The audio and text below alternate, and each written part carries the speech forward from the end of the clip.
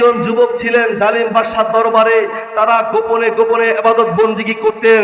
এক সময় জালিম বাদশা জেনে গেল আমার রাজ দরবারে তিনজন মুসলমান রয়েছে, তারা গোপনে গোপনে ইবাদত বন্দেগী করে। তাদেরকে ধরে নিয়ে আসা হলো। দেখেন ইমানের কত বড় পরীক্ষা তারা দিয়েছে। আমি শুধুমাত্র ইমানের পরীক্ষাগুলো আপনাদেরকে জানানোর জন্য বলতেছি, যুবক ভাইরা কিভাবে ইসলামের জন্য জীবনকে বিসর্জন করে গিয়েছেন। আর আজকে আমরা সবকিছু পেয়েও ইসলামের কোনো খবর নাই। ওই জালিম বাদশার দরবারে তিনজন যুবক গোপনে গোপনে ইবাদত বন্দেগী করার কারণে জালিম বাদশা জেনে গেল। তাদেরকে ডেকে আনা হলো, রশি দিয়ে বাঁধা হলো। হাজার হাজার প্রজা, সবাই হিন্দু, সকলের সামনে তাদেরকে বাঁধা হলো। এখন জালিম বাদশা বলল তোমরা নাকি মুসলমান হয়ে গিয়েছো। তখন সেই তিনজন টকবগে যুবক বলল আমরা যেহেতু ধরা খেয়ে গিয়েছি, সত্য কথা আমরা বলেই দিব। সেই তিনজন মুসলমান বললেন যে হ্যাঁ আমরা মুসলমান হয়ে গিয়েছি। এই যে জালিম বাদশা বলল এই মুহূর্তে ইসলামকে তোমাদের ছাড়তে হবে। যদি ইসলামকে তোমরা না ছাড়ো তাহলে দেহ থেকে মাথা তোমাদের আলাদা করে দেওয়া হবে। তারপরে ওই তিনজন টকবগে যুবক দণ্ডায়মান হয়ে দাঁড়িয়ে আছে, বলতেছে আমরা এক সুতা পরিমাণ ইসলাম থেকে দূরে সরে আমরা যাব না। আমাদের দেহ থেকে মাথাকে তুমি আলাদা করে দাও। তারপর ইসলাম থেকে, কালিমা থেকে, মুহাম্মদ থেকে এক সুতা পরিমাণ আমরা দূরে সরে যেতে রাজি নয়। সেই জালিম বাদশা বিশাল বড় এক তরবারি নিয়ে জল্লাদকে ডাকা হলো। জল্লাদ সামনে আসছেন। প্রথম তিনজনের একজন ভাইকে জল্লাদ বিশাল বড় তরবারি নিয়ে এত জোরে আঘাত করলেন, সাথে সাথে দেহ থেকে মাথাটা আলাদা হয়ে জমিনে পড়ে গেল। জমিনে পড়ে মাথার মুন্ডুটা এইভাবে টপ টপ টপ টপ করতেছে। সেই জালিম বাদশা মাথার মুন্ডুটা ধরে পুকুরের মধ্যে ফেলে দিল। সঙ্গে সঙ্গে পানির তল দেশে মাথাটা চলে গেল। বাকি আছে আর কয়জন? বাকি দুইজন দাঁড়িয়ে আছে। এইবার সেই জালিম বাদশা বললেন এখনো সময় আছে, তোমরা যদি ইসলাম ধর্ম গ্রহণ না করো তাহলে আগের ভাইয়ের মতো তোমাদেরকে দেহ থেকে মাথা আলাদা করে দেব। বাকি দুইজন মুসলমান বলতেছেন ওই জালিম বাদশা আমরা দেহ থেকে মাথা আলাদা যদি করে দাও তাহলে আমরা বেঁচে যাব, শহীদ হয়ে যাব। আগের ভাই আমাদেরকে শহীদ হয়ে হাত ছানি দিয়ে আসমান থেকে ডাকতেছে, আমরা তার সঙ্গে জান্নাতে যেতে চাই। এখনই তুমি আমাদেরকে দেহ থেকে মাথা আলাদা করে দাও, তারপর ইসলাম থেকে আমরা এক জাররা পরিমাণ দূরে সরে যাব না। জল্লাদকে হুকুম দেওয়া হলো। জল্লাদ বিশাল বড় তরবারি নিয়ে আবার সেই দুই ভাইয়ের মাথাকে আঘাত করবে। ঠিক সেই মুহূর্তে আগের ভাইয়ের যে মাথাটা পানির তল দেশে চলে গিয়েছিল সেইটা পানির উপরে ভেসে আসলো আর চিৎকার মেরে মেরে বলতে লাগলো ইয়া আইয়াতুহান নাফসুল মুতমাইন্না ইরজিই ইলা রাব্বিকি রাদিয়াতাম মারদিয়া ফাদখুলি ফি ইবাদি ওয়াদখুলি জান্নাতি। সুবহানাল্লাহ। এই দৃশ্য দিকে হাজার হাজার হিন্দু যারা ছিলেন সকলে কালেমা পড়ে মুসলমান হয়ে যায়। এই হচ্ছে যুবক।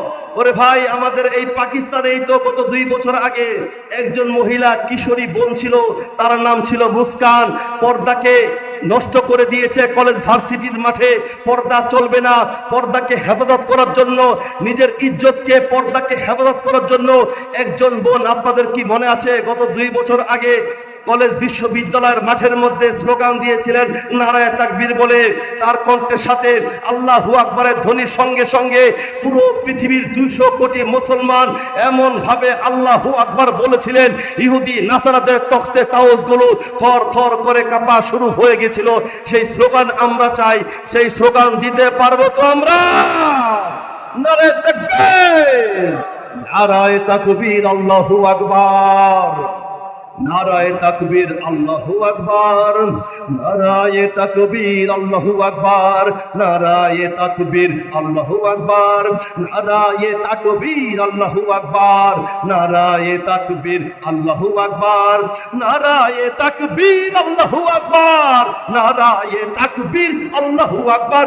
এই নাস্তিকতার পতন চাই, দ্বীন ইসলামের বিজয় চাই। নাস্তিকতার পতন চাই, দ্বীন ইসলামের বিজয় চাই। প্রাণে প্রাণে মুখে মুখে সবাই আওয়াজ তোলো ভাই নারায়ে তাকবীর, নারায়ে তাকবীর, নারায়ে তাকবীর, আল্লাহু আকবার, নারায়ে তাকবীর, আল্লাহু আকবার, নারায়ে তাকবীর, আল্লাহু আকবার, নারায়ে তাকবীর, আল্লাহু আকবার। এই ধর্ম যদি ধর্ম যদি ভালো না লাগে বাংলাদেশকে ছাড়ো, বাংলাদেশকে ছাড়ো, বাংলাদেশকে ছাড়ো। শান্তিপূর্ণ এ দেশটাকে কেন অশান্ত করো, কেন অশান্ত করো, কেন অশান্ত করো? ধর্ম যদি ভালো না লাগে বাংলাদেশকে ছাড়ো, শান্তিপূর্ণ এ দেশটাকে কেন অশান্ত করো? এই বাংলার বুকে, এই বাংলার বুকে ইসলামের পুনরুত্থান চাই, পুনরুত্থান চাই, পুনরুত্থান চাই। নাস্তিকতার পতন চাই, দিন ইসলামের বিজয় চাই। নাস্তিকতার পতন চাই, দিন ইসলামের বিজয় চাই। প্রাণে প্রাণে মুখে মুখে সবাই আবার তোলো ভাই, নারায়ে তাকবীর আল্লাহু আকবার, নারায়ে তাকবীর আল্লাহু আকবার, নারায়ে তাকবীর আল্লাহু আকবার, নারায়ে তাকবীর আল্লাহু আকবার, নারায়ে তাকবীর আল্লাহু আকবার, নারায়ে তাকবীর আল্লাহু আকবার। সেকুলারিজম নাস্তিকতা পারে না দিতে মুক্তি, পারে না দিতে মুক্তি, পারে না দিতে মুক্তি। ইসলামের রীতি নীতি কোটি জনতার শক্তি, কোটি জনতার শক্তি, কোটি জনতার শক্তি। সেকুলারিজম নাস্তিকতা পারে না দিতে মুক্তি, ইসলামের রীতি নীতি কোটি জনতার শক্তি। ইমানের উপর, ইমানের উপর আঘাত কেন করে যাও অযথাই, করে যাও অযথাই, করে যাও অযথাই। নাস্তিকতার পতন চাই, দিন ইসলামের বিজয় চাই। নাস্তিকতার পতন আপনারা চান তো? নাস্তিক কাকে বলে চিনেন তো ভাই? অনেকেই জানি না। নাস্তিক দেখেন কত খারাপ, কত খারাপ। ওরা বলে জান্নাত জাহান্নাম কবর মিজান হাসর নাসর কিছুই নাই, মানুষ এভাবে এভাবে তৈরি হয়েছে, আবার এভাবে এভাবেই শেষ হয়ে যাবে, আল্লাহ বলতে কিছুই নেই। বলেন নাউজুবিল্লাহ।